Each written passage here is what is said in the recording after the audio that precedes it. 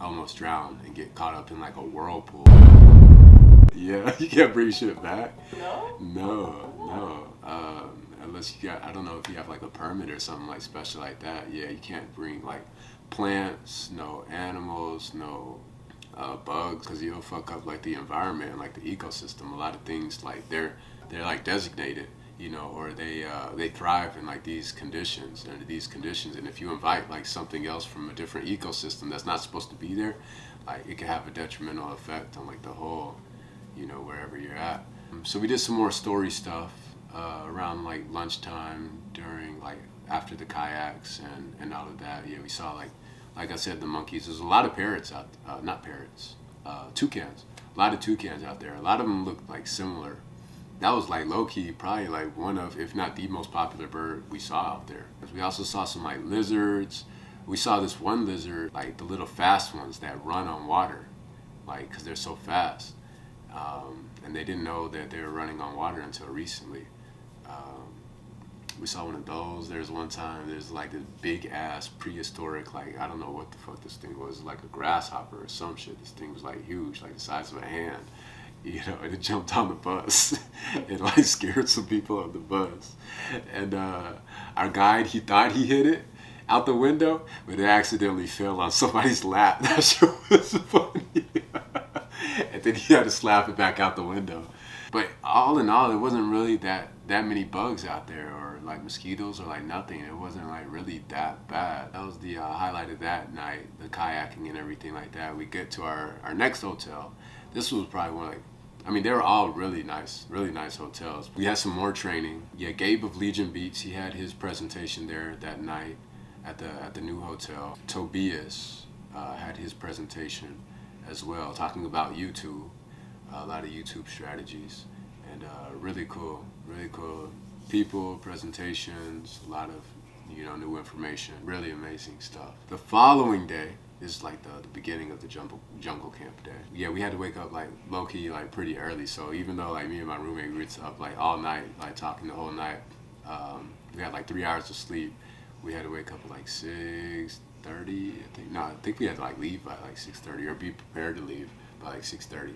So we had breakfast again, a lot of like rice and beans, which like I said, I don't get tired of it. We had like a little bit of a drive to our next place, and this is where we were gonna go whitewater rafting. We had a presentation on the bus. Michael gave a presentation about hyper networking on the bus, talking about how you network with people in your genre, your field of interest, how you share audiences, that sort of thing. Before I go into this, the day before, we had somebody like I think my story was bad about like kayaking the day before. We had somebody like quite literally like almost drown and get caught up in like a whirlpool. Like, I don't know if I told you this. Yeah, so damn, Kayla got caught up in a whirlpool, like, and we weren't able to see it. It was me and the first guy that I was kayaking with, and we see Teresa and Kayla. They're grouped up on a kayak. They go down a rapid, and then we just see Teresa, and we're like, yo, where is Kayla? It's like, oh shit, Kayla didn't make it, and there's like nothing we could do about it. We're like totally inexperienced. I guess the guides had went in. This is the way the story was explained to me, like, because I already told you everything that I saw from the whole deal. And I just see, Kayla and Teresa, and then it's just Teresa on the kayak. That's what we see. The way the story is explained to us, Kayla got caught up in like a whirlpool, and the guides had to go in and rescue her, like to get her out and everything like that. And the way they explained it was like a top 10 rescue like they had ever done, or ever seen or anything like that, because the whirlpool is strong, and it kept like sucking her in and like spitting her out, sucking her in and spitting her out like a fucking like tornado, like on that's made out of water.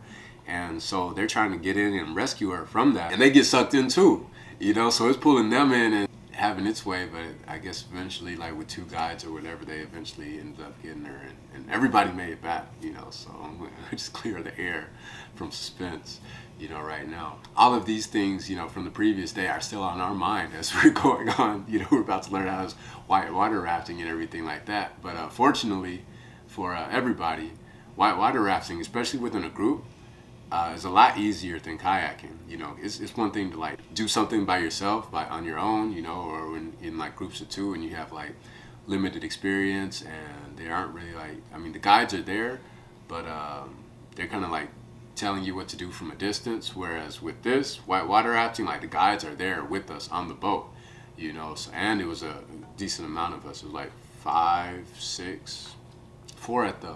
No, I think it was like 5 or 6 to a boat. And the guide is right there with us, and he's instructing us, you know, what to do. And they know the river like very well. It's like some things, like if we had took our own intuition and said like, oh, I want to do what I want to do, you know. So the boat is tipped over, like, and it's like literally on top of my head, and it's preventing me from breathing. So this is the volcano. I was looking for the hotel like the whole time we were there, but I couldn't find it. So I don't know where everything is. We didn't really like go like all those places and everything.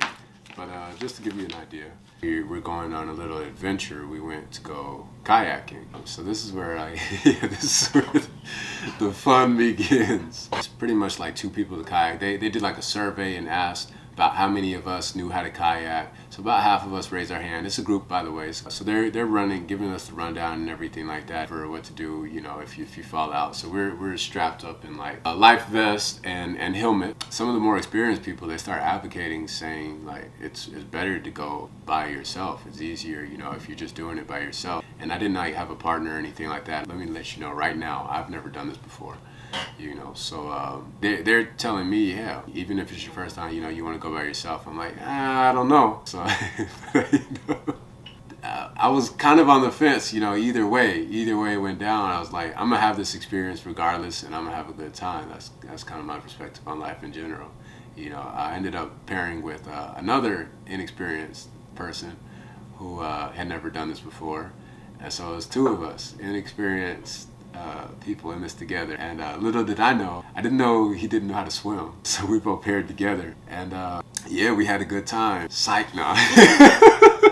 No, we did have a good time, but there was also a time where we almost drowned too, for real. So I'm like a little bit taller than dude, and he's in front of me, and I'm on the back end and the kayak. And I'm supposed to be in charge of like steering, where he's supposed to be like in charge of like rowing. Some of our peers, they're like, "Hey, aren't you supposed to be steering?" I'm like, "What you mean? That's what I'm doing." And I was like, "I wasn't steering. I just got caught up. I didn't know what the." You know? That's like low key dangerous. Ended up finding that out. We were relatively successful, me and him. There's a couple of like rapids that we did end up going down successfully.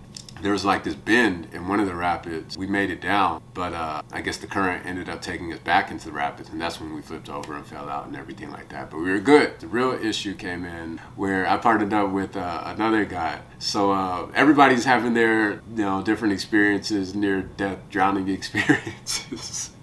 Going on the kayaks, and we were in good hands, by the way. We were taken care of by like the 3 guides there.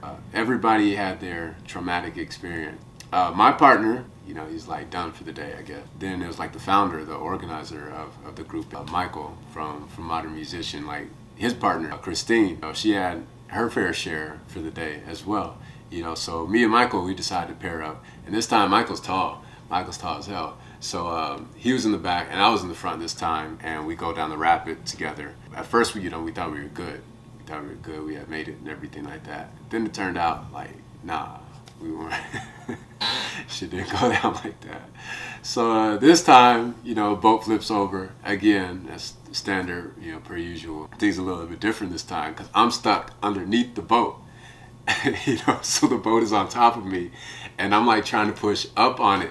And I'm standing up, and you're not supposed to stand up because, like, although like I am tall, I could stand up on the rocks, just barely, just enough, so my tippy toes could like stand on the rocks. But the current is so strong, like if you don't have like a good sturdy foundation, like the water is just gonna like blow you off, of whatever foundation you thought that you had, So everybody's yelling to me while I'm trying to push up on the boat. I'm like trying to breathe for like air or whatever, and they're like, keep your feet up, and I'm not listening to them. I'm like, I'm standing up, I'm trying to stand up, I'm trying to push this boat, I'm not listening to like none of that, I'm trying to breathe, that's my first instinct.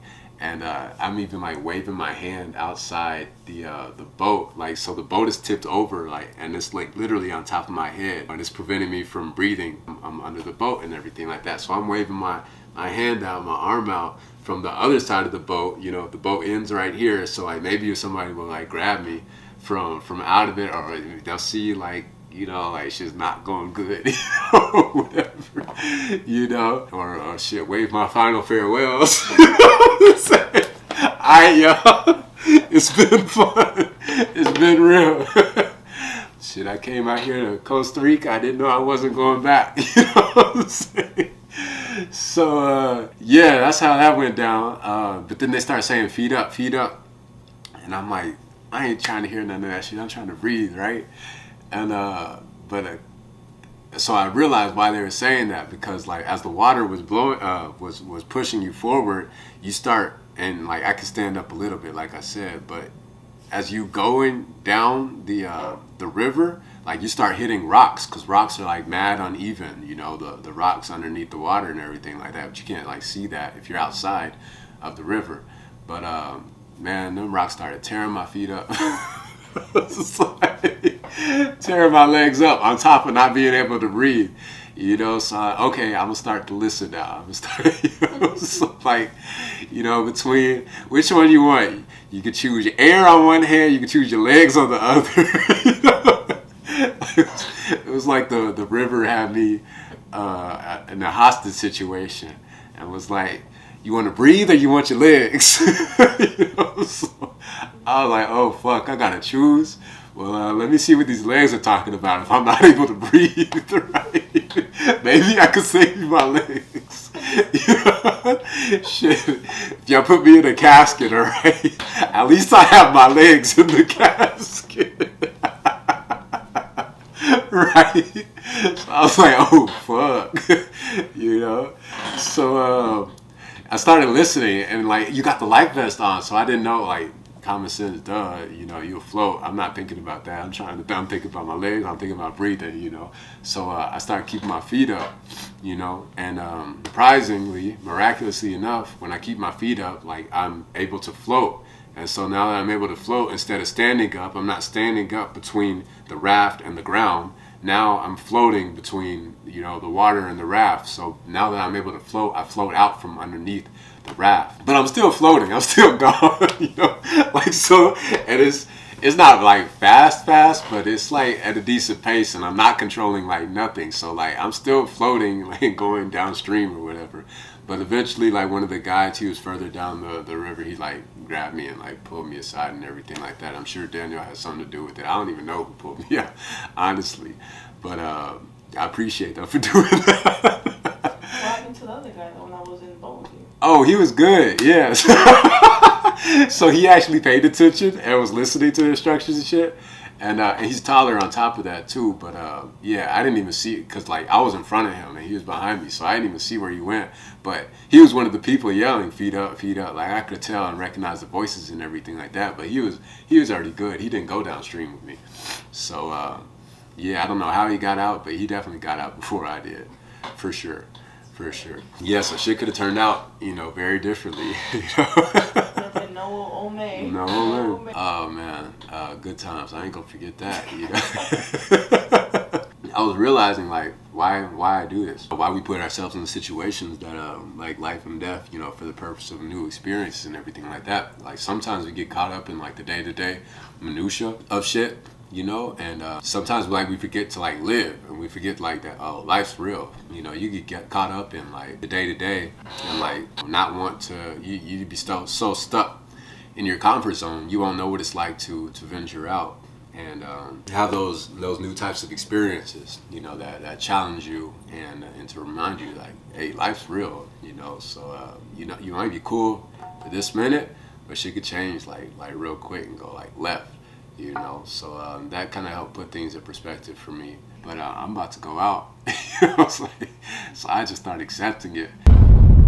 We saw like, you know, speaking of like nature and wildlife, we saw like leafcutter ants and like bullet ants, and they're like pretty big. They're like probably like the size of like a dime. It's just, you know, so miraculous to me, like how nature organizes itself and like all the ants, you know, like in long lines. They'd be like traveling with like heavy loads. It got to a point like, and people were asking questions, you know, out of concern for their own safety. You could go down that rabbit hole, you know, so deep to the point of like no return, where people are asking like stupid ass questions. Ain't nobody got time for that. You know, so like, I don't know if like the guy was like trying to humor us, if he thought it'd be like funny to just like fuck with us a little bit. But like on the other hand, like people, you know, especially when you're concerned for your safety, you start asking like some stupid ass questions, like we'll cross that bridge when we get there type of questions. Like some people were asking like, oh, so what do you do if you get bit by a snake? Bruh. Like, where's like the nearest hospital? You know, it's like 45 minutes away, you know. And so like he would answer these questions like legitimately, but then like some questions started coming out of like left field, and like they would start like joking with us like, oh, it's like an anaconda like really here or whatever, and then they would give us like some bullshit advice about like what to do. It got to the point where it started like blurring the lines between like fact and fiction. We couldn't tell like if the guides were like joking or not, you know. So like everything just became one big joke, right? So we're learning like how to whitewater raft and everything like that, and everybody's doing really well, having a really good time. You know, nothing serious really happened to anybody up to this point. We're finding out it's a lot easier than kayaking. So like these are people that, you know what they're doing, really, you know. But keep in mind what I said about the jokes, because that's where all of this starts to come into play. So right, there's this one point in the river where we like all stop and we get off the rafts and everything like that. And one of the guides said there's like this tall, maybe like a 15, like 20 foot rock or whatever. And we all get on the rock, and the guide is telling us, okay, we're gonna jump from this rock into the river. And he was telling us, you know, and he was instructing us and giving us advice and everything about what to do and how to do it and all that. But at the same time, he was like, okay, well, make sure you make it across the river, because if not, bye-bye, you're going off to Panama. I was like, yeah, all right, this is a joke. I'm telling everybody, all the members and everything like that, yeah, I'm going to see him jump first, you know. And then he jumps, right? So I was like, oh, shit just got real, right? And then, like, okay, so he makes it across, you know, successfully, all that. And then, like, everybody else started jumping. I was like, okay, well, you know, let me go back to that raft over here, that boat. You know, like, I'm going to watch y'all jump, and I'm going to get over to this boat. Man, tell me why they had moved boats. They had to just move the boats, like, across the river. I was like, damn, now I got to jump, you know. But I'm watching all these other people jump. Everybody's making it across fine. You know, so I was like, okay, there's a high success rate here. At least like 2/3, maybe 3/4 of the people, you know, 66-75% of the people are jumping off of this rock and making it across the river, right? I was like, okay, well, don't look too hard. Everybody's making it across. What are the chances I'm the weakest swimmer here? Right? And little did I know, the homie that was with me from the day before on the kayak, he went in like a little bit right before me and Kayla, who had got caught in the whirlpool and shit from the day before. They went in like right before me, and if I'm not mistaken, I think Kayla made it across like this time well and everything. But other homie Harishi, we went in at the same time and didn't know it. But I had jumped off the rock, and he was on the other side of the river, a little bit over, and the stream just takes him. But I'm already jumped in by this time, you know, and I'm like swimming across the river. I'm like seeing him, like they're trying to save him. They're throwing like the rope across the way to like catch him and everything like that. Hopefully he'll grab on. I'm like, okay, they saving him. Good shit, right? And I'm trying to swim across the river and everything like that. I'm about halfway through. And I'm like, all right, I hope they save him so they can save me. Cause like by this time, like, oh man, I ain't gonna make it. I'm a little bit too late. I don't know if I hadn't started soon enough or shit. Like maybe I wasn't the strongest swimmer, like I said there. And then like I don't think my hair helps. Like I think it get caught up with the water and like the water resistance and everything like that. Even though with the life vest, it's kind of like strapped down and like the helmet on top and everything. But I don't think it helps really. But it was like, damn. So that was a tough one. That was a tough one, especially after everything that happened the day before. And again, like I start trying to stand up, you know, thinking I can stand up. So some rocks start coming in, start tearing up my legs.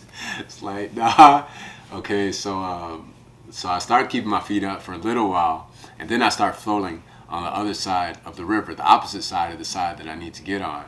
And yeah, by this time, like I had kind of already came to like accepting my fate. Like, okay, like they're so focused on him, and like rightfully so, they should be focused on him.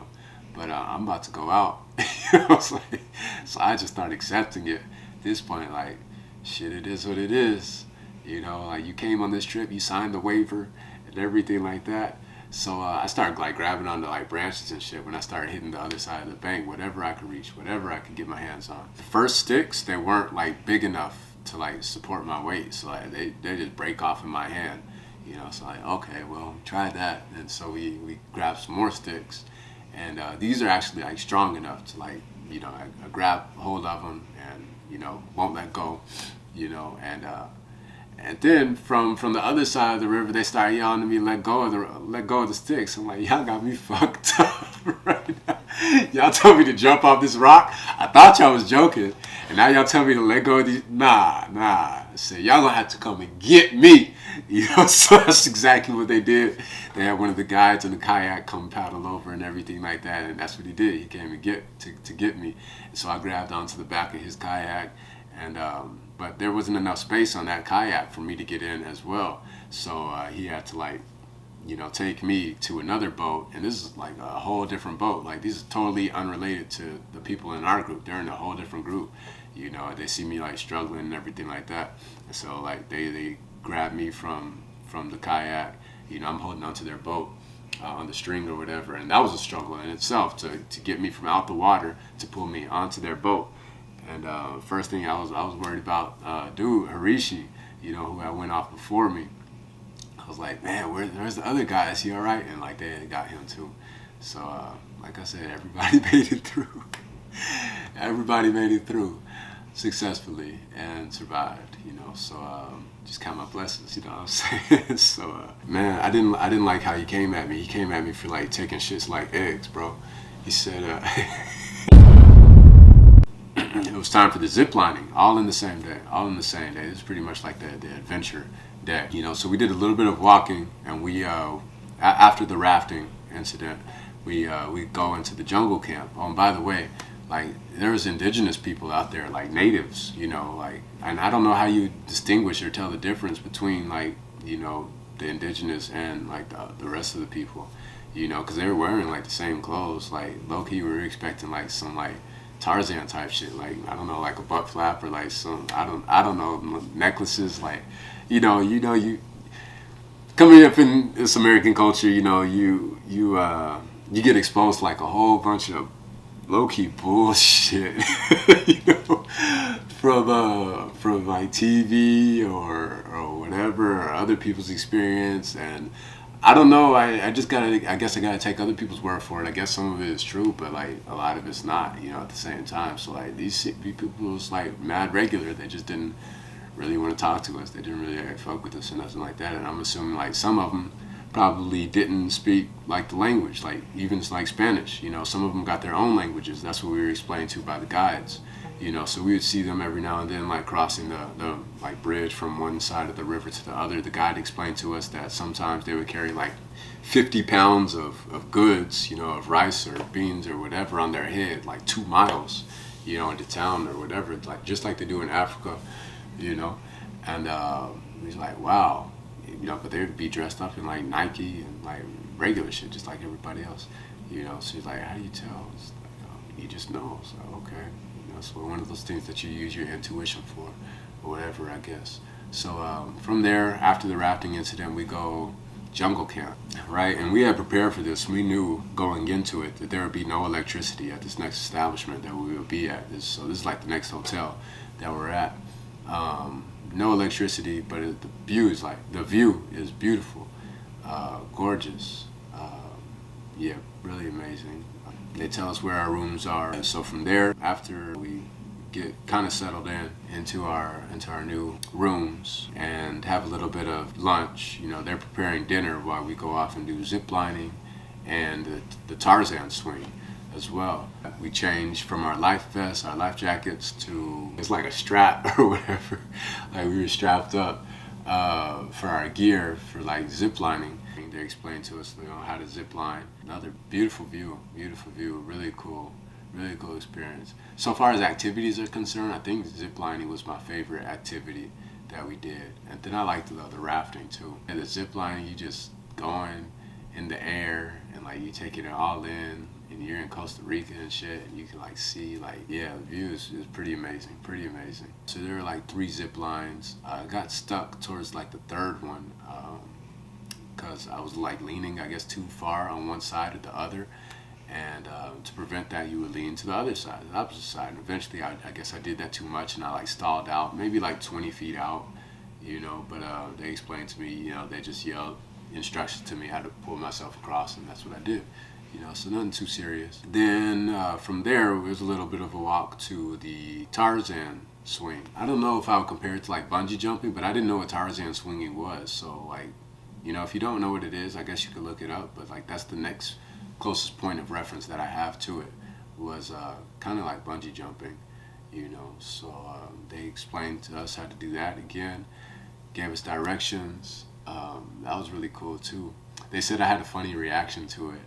Like everybody's like yelling and everything like that, saying whatever, as they go off. I thought it would be funny to say wait after they had already like launched me, but that didn't really come out right. I said whoa, like that or whatever. They thought the shit was funny.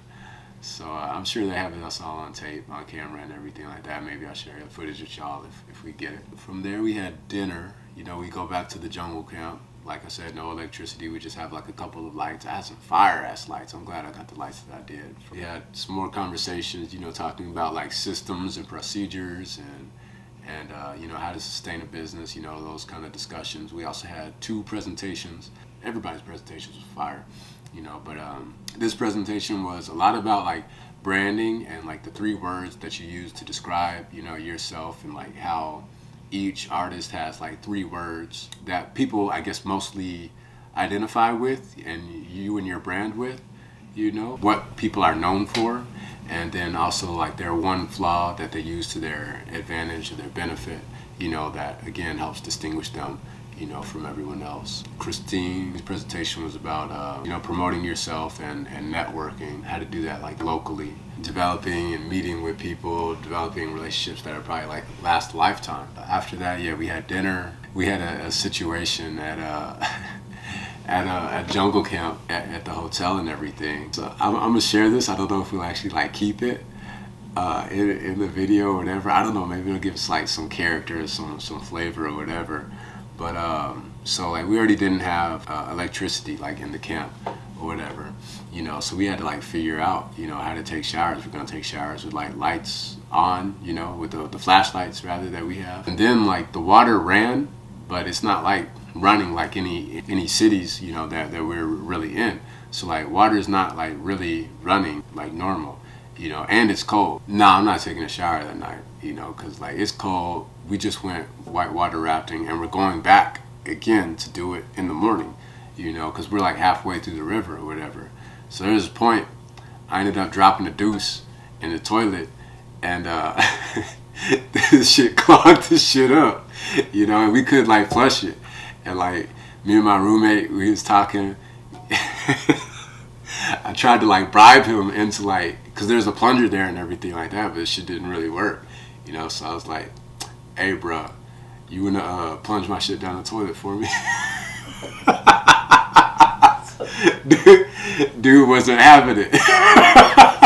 It's like, nah, bro. But we got some laughs out of it. That shit was funny. Man, I didn't like how he came at me. He came at me for like taking shits like eggs, bro. He said, yeah, he started getting on me, ripping me up about like the shit came out like I don't know, like fists, like eggs, like circle, like. I guess normal people, regular people, take it like it's like a Lincoln log or some shit, But these are like dinosaur eggs, So I don't know what he was trying to say or what, but I don't know. I guess he had a good time out of it. He was like, wait for it to soften up in the water and everything will flush it down tomorrow. So that's what we did, So Anyways, that was a random ass story. It was a lot funnier if you were there. But yeah, like I said, there was no like light. It was like pitch black. It was like dark. You know, all we could see is like our own flashlights. We couldn't see anybody else's flashlights. I thought it'd be funny to start making some monkey noises, like in the middle of the night. Just start like scaring people and shit. Well, my roommate was in the shower, so I started making. You know, we're in the jungle. Like when I say in the jungle, like we're in the fucking jungle. Like it's not like a city or nothing like that. You know, so I started like making noises while he was in the shower, and he like legitimately thought like this was real, you know. And he was like, I tried to explain to him, and even if after I explained to him, like, nah, bro, I was just fucking around. I was just, you know, he thought it's like a monkey had landed like on top of the shower. But yeah, other than that, like we was really out there. I think that's where I started getting sick, because you know, aside from drinking all that river water and shit from almost drowning like the 2 days, I think it was like a lot of air too. You know, and when you like have so much air going through your respiration system, you know, it's not the best, you know, most conducive environment for you. So I think I got like something of a sinus infection. What's going on, y'all? This is OMA, One Who May Ascend. I'm glad you enjoyed the video. Make sure you like, comment, share it with somebody else who might enjoy it as well. Also turn on your post notifications after you subscribe. I'll catch you in another video. Thanks again. We're going all the way up. Eyes to the sky.